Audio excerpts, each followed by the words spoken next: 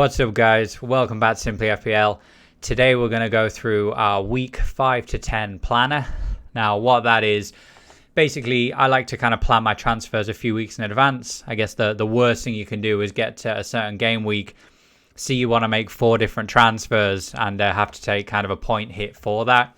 So if you can kind of predict when you want to buy players in the future, then you can kind of obviously plan your team around that and make sure that you're not kind of just throwing points away for no reason. So yeah, so there's six teams / players which we're going to talk about. We've got Palace and Man City, and then specifics on Wilson and St. Maximin, Antonio, Grealish and Robertson. So let's kick straight off. So Crystal Palace, it's game week 5 coming up. So I don't think there's not a bad time to really get Palace players in between now and game week 13. As you can see, loads of easy fixtures in there. Apart from Tottenham at home, which again on any given day Tottenham aren't that good, or they'll be world beaters. So apart from that game, you can see them picking up points kind of everywhere. As well as that, Palace have looked quite good. Take out the Chelsea game where they got stuffed. They beat United away. They picked up points elsewhere too. I think a lot of their players are very good value, so I definitely consider some of those. Now, the players I'm potentially going to target, maybe in the next week or two for myself. First of all, Zaha's the obvious one. He's gone to 7.2 million now. 3 goals in his opening for 3 games. 26 points already. Kind of like the leader of the team, so anytime you see anything happening for Palace, he's usually involved. And I think 7.2 million, you're probably not going to get much better value in that Palace team outside of Townsend. Now, Townsend's worth talking about because he's actually looked quite lively in Palace's opening games. 6.1 million, like a really cheap price midfielder. You don't usually get very good cheap price midfielders, but the way he's been playing, he kind of looks like a man possessed. 1 goal, 2 assists in those first 3 games, 24 points. He could be racking up the bonus points too. If you can't quite afford Zaha, I mean, I think you'd be doing just as well potentially getting Townsend in. So those 2 players are probably who I'd be kind of focusing for this really nice run of games. Lob Van Aanholt in there. He tweeted there earlier on that he's back. His price has dropped to 5.4 million. Now, I know a lot of people don't really want to spend 5.5 on a defender unless it's one of the premium ones, but he's a very attacking defender. Over the years, he's got goals and assists in his locker. 5.4 million. If you're looking just to get someone in there for 5, 6, 7, 8 game weeks in defence, I'd be surprised if he doesn't pick up some points. I think there'll be a few clean sheets bandied about in there. And a few attacking returns too. So I wouldn't be holding him for the end of the season, but certainly for the next, I think up until that Tottenham game, it'd be a fairly safe hold. So that's who I'll be going with Palace. Looking forward then, so again, from this week, next week onwards. Now, the reason I wrote game week 5/6 is because Newcastle are playing United at home this week. So you could argue, based on how United are playing and based on how Newcastle are playing, that might be a favourable fixture. So I've put game week 5/6. Personally, I think I'm going to get Wilson in for this weekend against United and keep him there till at least game week 14. Looking at the fixtures, a lot of good fixtures coming up there. You could literally just put these lads in. Don't need to touch them till after game week 14 when it kind of turns around on them a bit. So really only 2 players to go for, I think. I wouldn't be touching any of the defensive guys. You've got Wilson, who just went up to 6.5 million. It was 6.4 at the start of the week. I actually put him in for that price. 34 points already. He's got 4 goals, 1 assist. He's on penalties. He's playing up front pretty much by himself. Like 6.5 million could be one of the bargains of the next 9 game weeks. I think I'd be surprised if anyone outscores his point per million. So I think he's going to be one of the more sought-after players in the next few weeks. If you can't quite afford 6.5 million, or even if you want to double up on Newcastle, St. Maximin. So Newcastle fans will love him. Now, fantasy football fans might look at the points and go, got 1 goal, 1 assist in the last game, not been up to much in the first 3. Not really the case, I don't think. He's a live, he's a live spark. Like he's always involved. He's lightning fast. 5.3 million. I know a lot of people, including myself, got him for game week 1. didn't really do much, and everyone kind of got rid of him. I think for the next 9 game weeks, I definitely consider getting him back in. I think, again, what I've just said about Wilson's point per million, I think St. Maximin's point per million is going to be very good. By the time we get to the end of game week 14, I think these two lads are going to be right near the top of the points in the entire game. So for the amount of money they cost, I think it's a no-brainer to get at least one of these lads in. Antonio.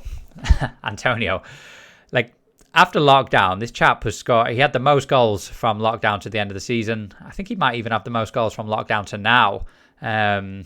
So anyway, he's in a league of his own with West Ham anyway. So 18 points at the moment, 6.3 million. His price has dropped from 6.5.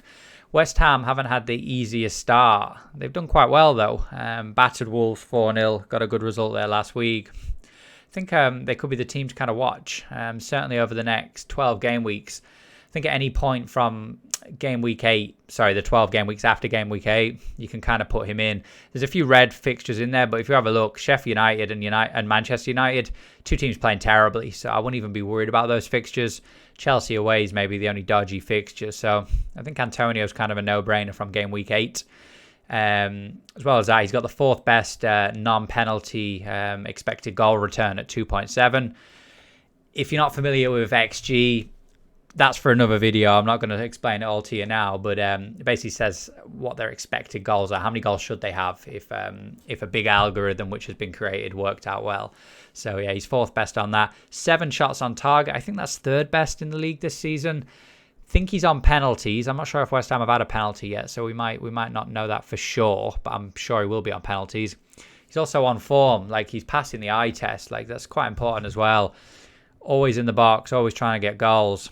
6.3 million. Like, I just think that this year is going to be the year of the budget striker. So again, for me, probably going to be my team come game week 8. Jack Grealish. So before we actually get on to Jack Grealish, if you are still watching at this point, what are we, 8 minutes in? Do hit that subscribe button. It's much appreciated. You'll see all my content going forward. And yeah, so Jack Grealish. He's kind of running Aston Villa at the moment. Like, since he signed his contract, there's just been nothing but good things have happened for that club. Now, from game week 9, they've got 7 really good fixtures. Like, you look at those and think, Aston Villa, they put 7 past Liverpool. What are they going to do to some of these teams? Grealish in his first... Bear in mind as well, with everything I'm about to say, he's only played 3 games. Aston Villa didn't play game week 1. So he's got 35 points in those games. 3 goals, 3 assists. He's only 7.1 million, so he's only had 1 price rise. Now, I think that might be because a lot of those kind of points came in the Liverpool game. The one thing I will say is his XG and expected assists is actually lower than what he's got. So they're kind of saying that, look, he's got a little lucky in terms of the amount of goals and assists he's got compared to what he should have got. But just watching him in each of the games that Villa have played, he's almost the best player on the pitch in all those games. Penalties, I'm not sure if he'll be on pens. I guess Barkley might be on them, him. I think there's a couple of lads that might be, so I don't know about that, but it's worth mentioning that I don't think Villa have had a pen yet, so I'm not 100% sure who's taking them. They probably have the easiest fixtures of any of the teams on this video today as well, so I think game week 9, Jack Grealish, if he's not already in your team, I think he'll be in my team. Moving on, so Liverpool had to feature in one of my videos eventually, so Robertson, game week 9. Now, you can kind of substitute Robertson for any other Liverpool player. Now, I think a lot of lads probably already have 1 or 2 Liverpool players. I've already got Salah and Trent Alexander-Arnold, and I guess this video was kind of about the kind of players I'm watching, so there's no point me writing about players which I've already got and probably won't be taking out. Come game week 9, probably going to have 3 Liverpool players. I just think, I know they've had a shaky start to the season, has a few teams, but by the end of the season, Liverpool are going to be top 2. Like, they're probably going to win it, in my opinion. So I wouldn't write them off because they had a really bad game against Aston Villa. So just looking at Robertson, 19 points so far, even though Poole have played quite badly. Still at 7 million, which for a defender is quite expensive. Second most expensive defender in the game. But if you looked at a £7 million midfielder at the end of the season, you're probably not going to find one with more points than Robertson. So it's worth kind of thinking it in those terms. Set pieces. Now, I can't remember which game it was, but he was taking corners from both sides. I don't know why that was. Usually Alexander-Arnold will take one side, but it's worth knowing that he's kind of been taking more set pieces. He's the most attacking defender Liverpool have this season. Again, I think everyone kind of noticed that Trent Alexander-Arnold, he's not been getting up as much, not been putting as many balls in the box. I know he hit the crossbar in one of the games there, but apart from that, he's not really been up to much. So I think a lot of lads are going to be focusing on Robertson over Trent Alexander-Arnold. And again, if all else fails, because it's Liverpool, similar to my if in doubt captain Salah strategy, I think because it's Liverpool, this probably applies as well. Regardless of their fixtures, they're probably good assets to have. I just think from game week 9, I'm going to plan to treble up on Liverpool assets. So that's kind of what I want you to take away from this. Moving on to City. So yeah, game week 10. Obviously, it's a good 5 game weeks away, but really need to plan for these sort of game weeks. Game week 10 is when City's fixtures really turn, and they're just grey and green fixtures everywhere. You'd assume all their injured players will be back firing. Could be a good time to start putting 1, 2, maybe 3 City players in your team. I think a lot of people have kind of given up on City already, which is crazy after 4 game weeks. I've still got Kevin De Bruyne in my team and Phil Foden. I'm not sure how that'll stick now come Saturday because Kevin De Bruyne's actually injured and Foden's been playing terribly. But for now, I've still got 2 players. So they've got 4 players I think you can maybe focus on. Maybe very hard to get 3 of these lads just due to their prices. But Aguero, 10.4 million, kind of back doing some light training. 0 points at the moment is kind of irrelevant. I think talking about Aguero is kind of, like, it's not necessary. We all know how amazing he is. When he's playing up front for City, he's going to get points. So if you've got 10.4 million in the bank or you want to plan for getting Aguero in, look at game week 10 and put him straight in there. And we all know he's going to get goals. It's worth noting, though, that he's probably not going to be on penalties. Kevin De Bruyne's kind of taken that mantle. Sorry, he scored some pens. So that could affect his points tally come the end of the season. Looking at Raheem Sterling, so he's probably going to slot back into that kind of attacking role, not playing, obviously, the false 9 by game week 10 when Aguero's back. 11.5 million. Similar, to be honest, there's not a huge amount to say about these kind of City players, the first 3, so we can lob KDB in there as well. We know what they can do. They're probably going to go and do it. If you've got the money, go get them. So yeah, the thing I want you to take away from this slide is just prepare for game week 10. If you're kind of already given up on City players, that's the time you're probably going to want to change your mind, and you don't want to get to game week 10 and think you need to make 3 or 4 subs and not have the funds to kind of get City players in, because generally you'll need to make a couple of transfers to kind of free up 11.6 million.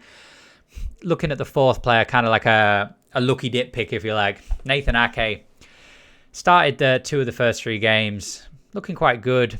Already got himself a goal. I think 5.5 million for a City defender if he can keep his spot in the team. Definitely worth putting consideration at. I mean, we've already talked about Van Aanholt, which is only 0.1 million less than Nathan Ake. And obviously, come the end of the season, I think Ake's probably going to have more points than Van Aanholt if they can play the same amount of games. So, yeah, definitely keep an eye on Ake. And by game week 10, we'll probably have quite a lot of these lads that we've just spoke about. So yeah, that's the week 5 to 10 planner. Thanks for the comments on the previous videos. Someone gave me the idea to do this video. I'll definitely maybe do kind of a planner maybe every 5 or so weeks. I'm not sure how often you should be doing them, but I'm kind of planning all the time. So if I can ever see an idea to put maybe 5 or 6 slides together, I'll make a video. So yeah, if you've watched to this point, thanks so much for watching the video. Do hit that subscribe button. If you've already subscribed, thanks a lot. Lob a comment down below. It kind of helps with the algorithm. I suppose like all YouTubers, we're just kind of trying to build the channel. So yeah, that's it for now. We'll have another video in the next day or 2 just talking about the team for this weekend.